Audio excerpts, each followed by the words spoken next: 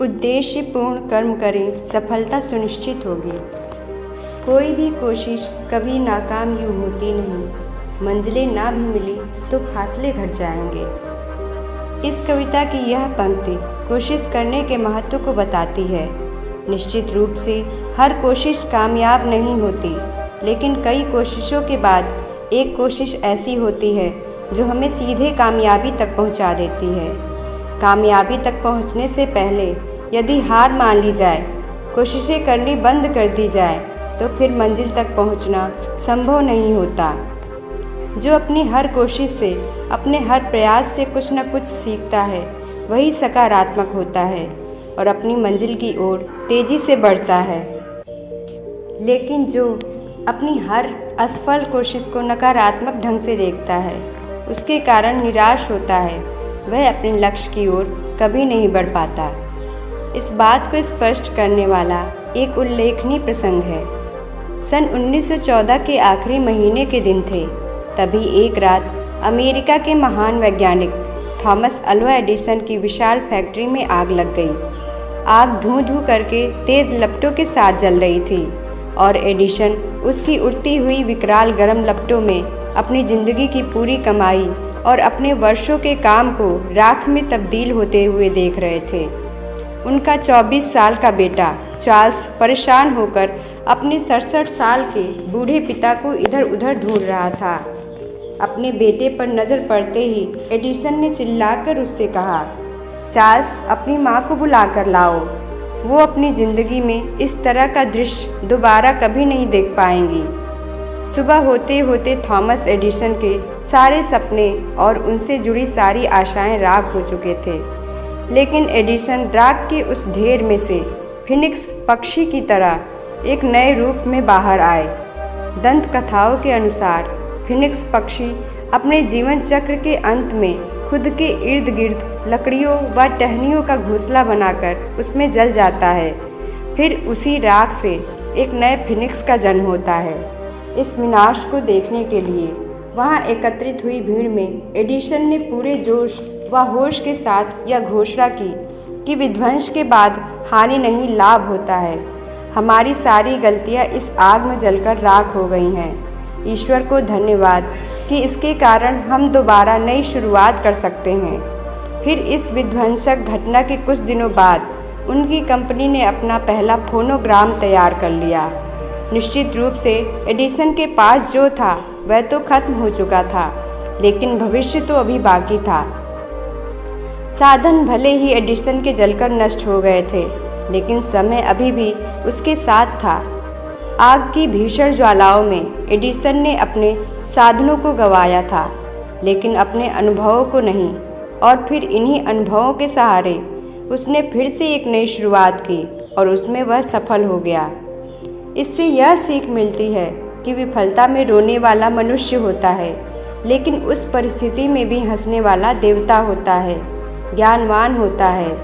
विद्वान व्यक्ति यह जानता है कि सफलता के बीज असफलताओं की खाद व मिट्टी में ही पलते बढ़ते हैं। इन बीजों को पनपने में समय लग सकता है, लेकिन जितना समय इन बीजों को असफलताओं की खाद मिट्टी से जूझते हुए पनपने में लगता है, उतने ही ये मजबूत होते हैं। और जितना कम समय इन बीजों को पनपने में लगता है, उतने ही ये कमज़ोर होते हैं। इसका अर्थ यह है कि जो जीवन में अधिक संघर्ष करते हुए, असफलताओं को सहते हुए सफलता तक पहुंचते हैं, वे उसका मूल्य समझते हैं और उतनी ही मजबूती के साथ सफलता की ऊंचाइयों पर टिके रहते हैं। लेकिन जो जितना कम संघर्ष करते हुए सफलता तक पहुंचते हैं, वे उसका महत्व नहीं समझ पाते हैं और ना ही सफलता उनका देर तक साथ दे पाती है। प्रकृति हमें उदाहरण से एक सीख देती है कि जीवन में हमें सब कुछ नहीं मिल सकता। जो कुछ भी महत्वपूर्ण व बहुमूल्य हमें मिलता है, उसमें भी हमें बहुत कुछ गंवाना पड़ता है। उदाहरण के लिए वसंत ऋतु की शुरुआत होते ही आम के पेड़ बौर से लद जाते हैं। यदि उस दौरान फूलों से लदे हुए बौर आए, आम के पेड़ों को ध्यान से देखा जाए तो आम के पेड़ की छोटी छोटी टहनियों पर हरे पीले धानी रंग की छोटी छोटी मणिकों वाली इतनी सारी मंजरियाँ लटकती रहती है कि आम के पत्तों को भी ठीक से देख पाना मुश्किल होता है। और आम के इन पेड़ों के नीचे बौर के इतने फूल गिरे हुए होते हैं कि उन्हें देखकर लगता है कि पेड़ ने अपनी छाँव में एक सुंदर आसन बिछा लिया है।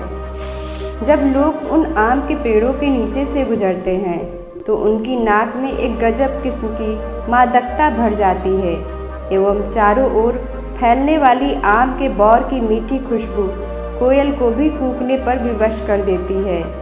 एक तो आम के बौर की मीठी खुशबू और ऊपर से कोयल के मधुर कूकने का स्वर, दोनों ही मिलकर मन में अमृत रस घोल देते हैं। यहाँ सोचने की बात केवल इतनी है कि क्या आम के ये सारे बौर आम के मीठे रसीले फलों में तब्दील हो पाएंगे?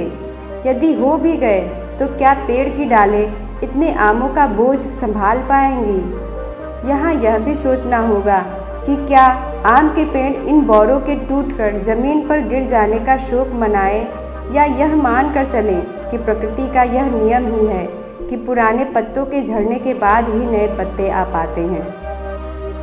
यदि नया बनना है तो न केवल पुराने को नष्ट करना होगा, बल्कि जो नया बनने की प्रक्रिया में हैं उनमें से ही कुछ को नष्ट होना होगा। यदि एक बार हमें प्रकृति के निर्माण की यह प्रक्रिया समझ में आ जाए तो हमें सफलता का एक मूलभूत सूत्र हस्तगत हो सकता है। दरअसल असफलता का प्रकृति में कोई अस्तित्व होता ही नहीं है। यदि थोड़ा बहुत अस्तित्व होता भी है तो वह केवल समाज में। समाज ने भी सफलता और असफलता को अपने ढंग से परिभाषित कर रखा है। उसकी इस परिभाषा के दो मुख्य आधार हैं, पहला है कर्म और दूसरा है उद्देश्य। यदि कर्म करते हुए उद्देश्य प्राप्ति हो गई तो व्यक्ति सफल हो गया, और यदि कर्म करते हुए उद्देश्य की प्राप्ति न हुई तो व्यक्ति असफल हो गया। लेकिन इतिहास पर दृष्टि डाली जाए तो पता चलता है कि समय ने असफलताओं की भी पूजा की है, उनका भी यशोगान किया है और उन्हें नमन किया है। जो हम चाहते हैं उसे पाना ही सफलता नहीं कहलाता। यदि ऐसा होता तो सुभाष चंद्र बोस भारतीय इतिहास का एक स्वर्णिम अध्याय नहीं बन पाते। यहाँ तक कि जिस IAS बनने को उस समय हिंदुस्तान के नौजवानों की ज़िंदगी की सबसे बड़ी सफलता माना जाता था, वे उसमें सफल हुए। बाद में अपनी उसी सफलता को छोड़कर वे देश की आज़ादी के काम में लग गए, जिसमें वे जीते जी सफल ना हो सके। फिर भी देश उनकी इस असफलता की पूजा करता है, ICS बनने की सफलता की नहीं। स्पष्ट है कि समाज हमें असफल होने की भी पूरी आज़ादी देता है, बशर्ते कि हमारा उद्देश्य बड़ा हो और उस उद्देश्य को पूरा करने के साधन नैतिक हों। हम प्रायः सफलता व असफलता में अटक कर रह जाते हैं। हम सफल होना चाहते हैं और असफल होने से घबराते हैं, जबकि हमें सफलता व असफलता के मानसिक द्वंद्व से बाहर निकलकर पूरे मनोयोग से अपना कर्म करना चाहिए। गीता में भगवान श्री कृष्ण ने भी कर्म के इस स्वरूप को समझाया है कि कर्म करने पर ही हमारा अधिकार है, फल मिलेगा या नहीं इस पर हमारा कोई अधिकार नहीं है। इसलिए तुम वह करो जिस पर तुम्हारा अधिकार है। इसलिए यदि जीवन का आनंद लेना है तो सफलता व असफलता के मानों से दूर हटकर सुकर्म करने में आनंद लेना चाहिए। धन्यवाद।